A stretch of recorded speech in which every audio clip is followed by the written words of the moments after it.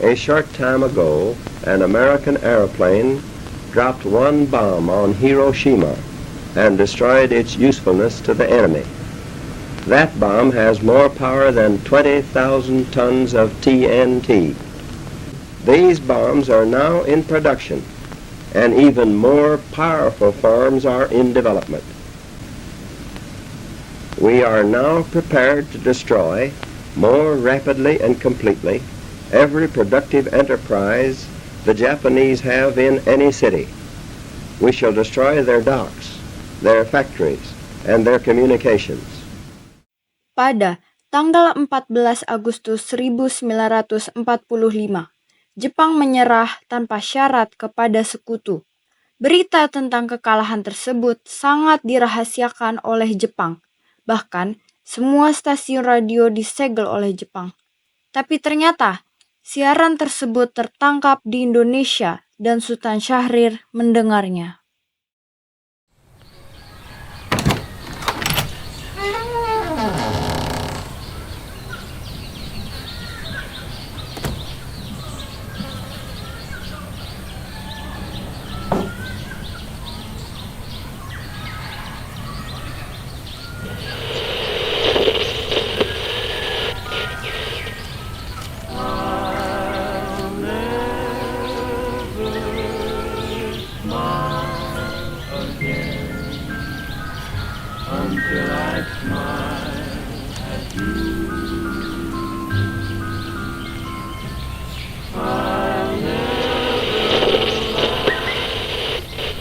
This is London. The Prime Minister, the Right Honourable C.R. Attlee. Japan has today surrendered. The last of our enemies is laid low. Taking full advantage of surprise and Sore hari setelah mendengar berita kekalahan Jepang, Sultan Syahrir dan para pemuda mengadakan rapat di Jakarta. Berkumpullah kita di sini untuk memperlancar rencana kita menuju ke gerbang kemerdekaan Indonesia. Tapi Bung, Jepang masih menguasai Indonesia. Tanah Putra masih dikuasai oleh Jepang. Assalamualaikum. Waalaikumsalam.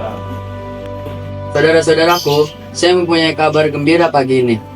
Saya mempunyai kabar bahagia untuk Indonesia.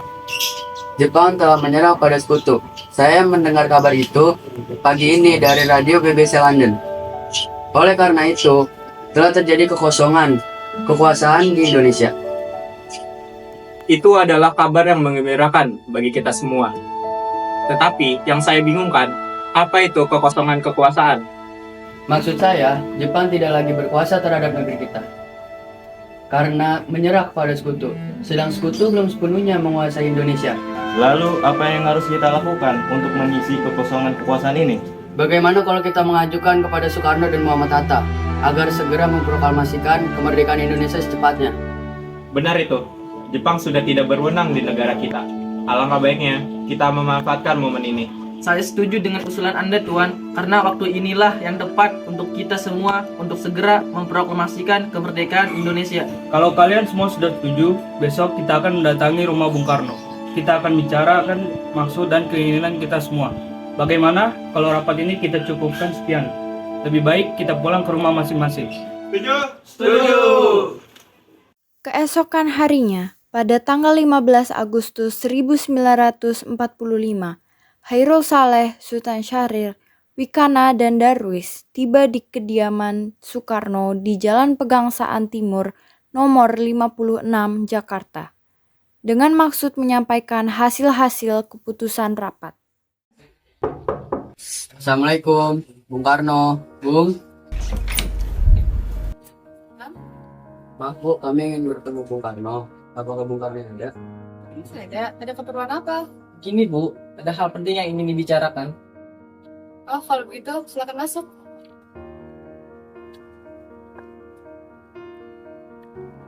Kang Mas? Kang Mas, ada yang datang mencari. Iya, siapa Bu? Para pemuda datang ingin berbicara penting katanya. Baiklah, saya akan menemukannya.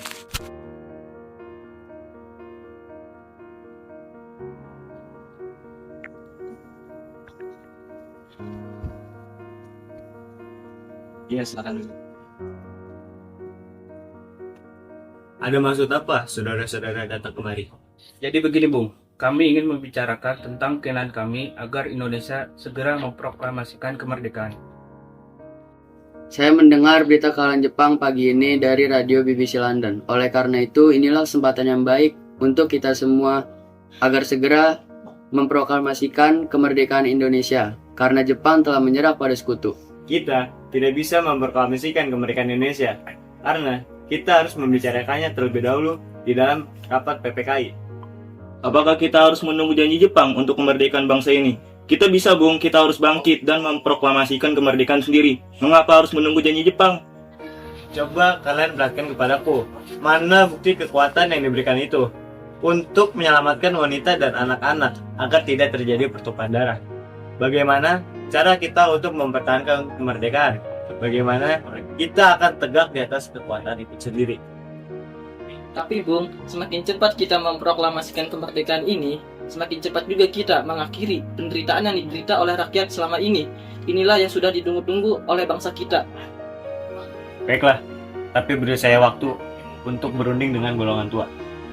Jadi usulan kami belum dapat disetujui, tapi saya yakin berita itu benar adanya. Nanti saja, saya akan bicarakan dengan golongan tua. Mungkin pembicaraan ini kita cukupkan sekian saja. Kami pamit undur dulu Bung. Tidak apa-apa, silakan. Karena masing-masing mempertahankan pendapatnya, keempat orang golongan muda tersebut berpamitan kepada Bung Karno.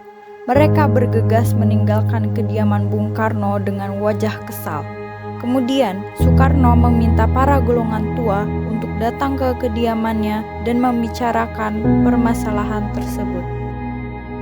Setelah kedatangan Muhammad Hatta dan Ahmad Subarjo di kediaman Soekarno, mereka membahas usulan golongan muda yang menginginkan proklamasi kemerdekaan segera dilaksanakan tanpa campur tangan Jepang.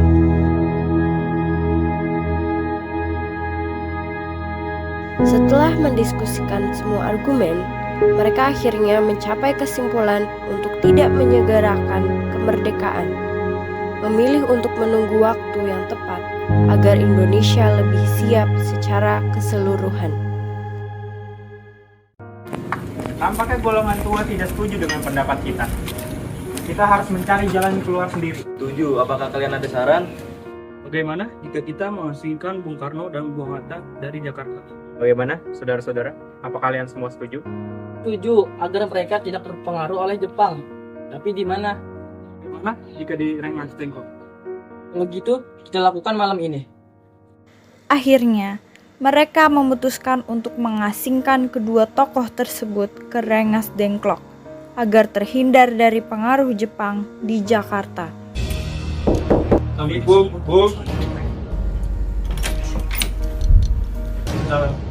Ya, ada apa? Kami ingin menanyakan secara tadi. Bung Hatta. Ada apa kalian kemari? Begini, Bung. Para pemuda sudah setuju. Ada apa ini? Rombongan Insinyur Soekarno dan Muhammad Hatta tiba di Rengas Dengklok dengan selamat. Pada waktu subuh tanggal 16 Agustus 1945. Soekarno-Hatta berada sehari penuh di sana.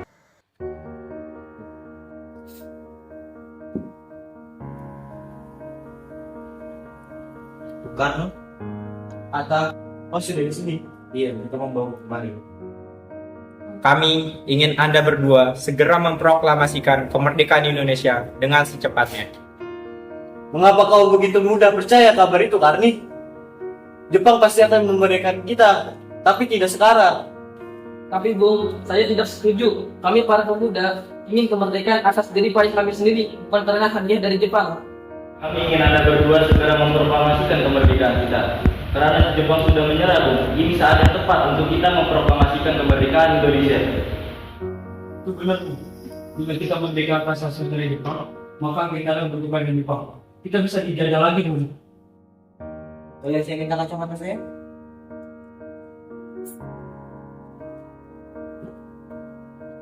Saya mengerti perhitungan kalian tentang masalah proklamasi. tapi saya ingin bahwa kami akan bangkit dari situasi ini. Kesempatan emas tidak datang 2 kali. Bagaimana, Bung? Baiklah, saya setuju. Kita akan memproklamasikan kemerdekaan tanpa bantuan Jepang. Pada pukul 5:30 sore, rombongan dari Jakarta yang dikawal oleh peta tiba di Rengas Dengklok untuk menjemput Soekarno dan Muhammad Hatta.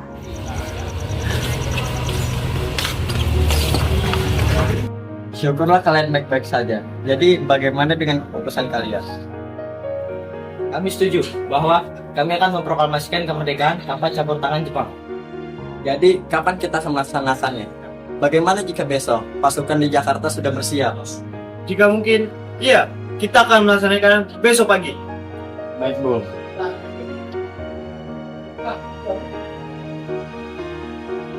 Jepang tidak akan mengizinkan kita sekarang, apalagi jika dia tahu bahwa kita akan meneruskan proklamasi. Saya punya ide. Kita akan meminjam rumah perwira angkatan Jepang, Laksamana Maeda. Baiklah, Bung. Kita akan ke rumahnya malam ini. Selesailah perundingan di Rengas Dengklok. Semua anggota golongan tua maupun muda kembali ke Jakarta untuk membahas lanjut rencana proklamasi kemerdekaan tanggal 17 Agustus 1945.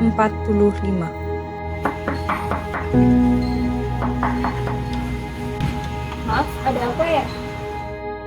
Kami ingin bertemu dengan Laksamana Maeda. Sebentar ya, saya panggilkan Bapak dulu. Selamat malam. Ada apa, Bung? Rame-rame begini. Maaf mengganggu waktu Anda malam-malam seperti ini. Kami butuh tempat untuk mempersiapkan perumusan proklamasi. Kalau begitu, silakan masuk.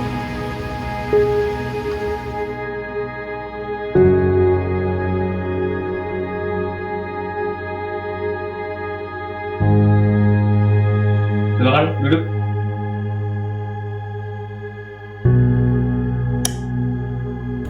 Apakah ada pena dan kertas Laksamana? Sebentar, saya ambilkan.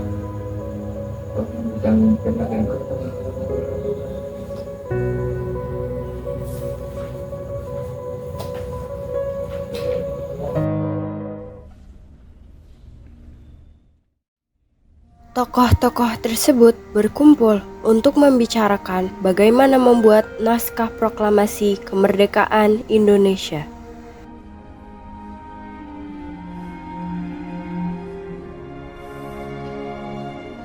Soekarno memulai dengan menulis kata proklamasi dengan penuh perhatian.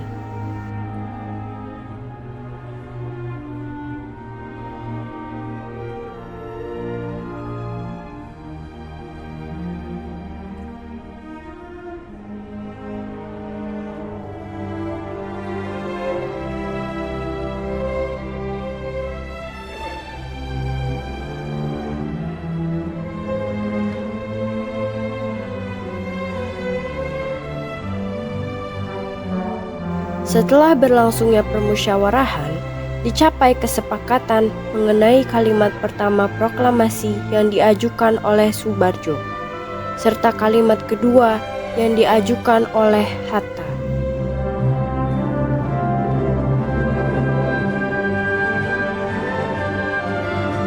Ikuti, tolong ketikkan. Apakah di sini ada mesin ketik? Ada. Silakan. Mari ikut saya.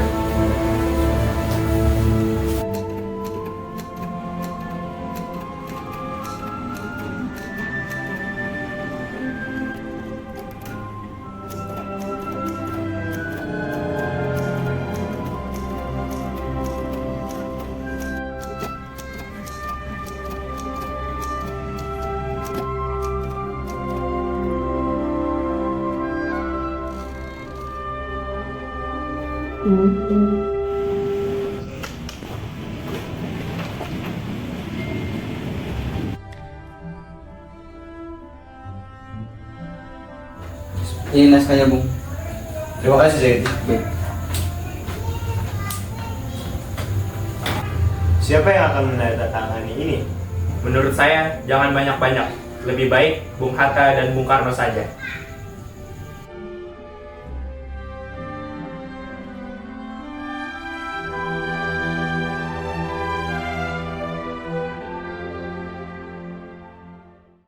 Usai perundingan, Soekarno kembali ke rumah dan disambut oleh istri tercinta.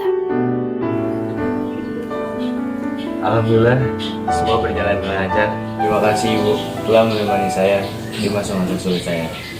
Terima kasih kepada Gusti Allah yang telah memberi kita jalan untuk memproklamasikan kemerdekaan bangsa kita. Apakah sudah ada rencana untuk proklamasi besok? Sudah ada Bu. Besok pagi kita akan melaksanakan upacara bendera diiringi lagu Indonesia Raya karya Bung Supratman. Oh iya, kita kan belum ada benderanya. Lantas bagaimana? Oh iya, Bapak lupa. Bagaimana jika Ibu yang menjahitkannya? Tetapi Ibu hanya mempunyai 2 kain, merah dan putih. Tidak apa-apa. Kita buat bendera dengan sederhana. Yang penting kita sudah ada niat. Bagaimana kalau kita menamakannya Sang Saka Merah Putih? Baiklah, kita namakan Sang Saka Merah Putih. Ya udah, Bapak siap-siap sana. Baiklah.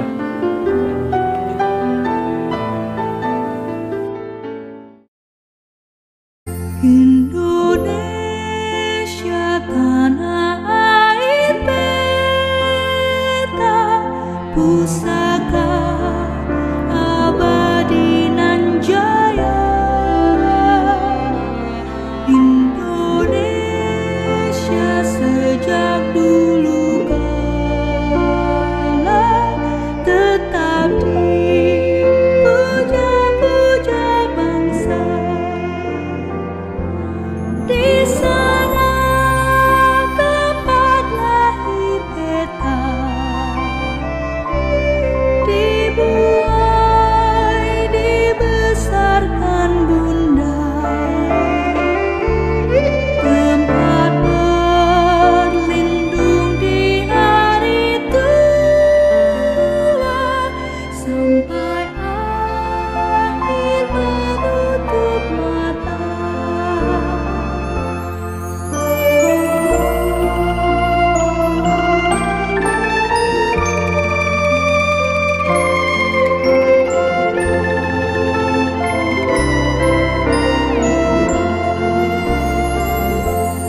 Sungguh indah tanah air beta, tiada banding. Tolong kau kibarkan bendera ini sebagai tanda kejayaan bangsa ini. Baik, Bung, akan saya kibarkan bendera itu. Saudara-saudara sekalian, saya telah minta saudara-saudara hadir di sini untuk menyaksikan satu peristiwa maha penting dalam sejarah kita. Berpuluh-puluh tahun kita bangsa Indonesia telah berjuang untuk kemerdekaan tanah air kita. Bahkan telah beratus-ratus tahun gelombang aksi kita untuk mencapai kemerdekaan kita itu ada naiknya dan ada turunnya. Tetapi jiwa kita tetap menuju ke arah cita-cita. Dengan ini kami nyatakan kebulatan tekad itu. Dengarlah proklamasi kami. Proklamasi. Kami, bangsa Indonesia, dengan ini menyatakan kemerdekaan Indonesia. Hal-hal yang mengenai pemindahan kekuasaan dan lain-lain diselenggarakan dengan cara saksama dan dalam tempo yang sesingkat-singkatnya. Jakarta, 17 Agustus 1945. Atas nama bangsa Indonesia, Soekarno Hatta.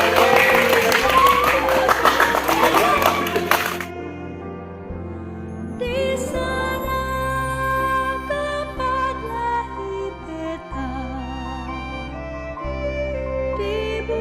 Langkah tegak maju, jalan.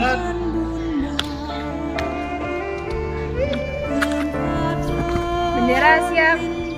di hari tua, sampai akhir menutup mata. Peristiwa proklamasi tidak berlangsung lama. Namun peristiwa itu telah mengubah segala sendi kehidupan bangsa Indonesia. Peristiwa proklamasi kemerdekaan telah menjadi momentum puncak perjuangan bangsa Indonesia. Lika-liku permasalahan berujung pada akhir yang panas. Perbedaan pendapat menyatu menjadi sebuah kekuatan yang padu.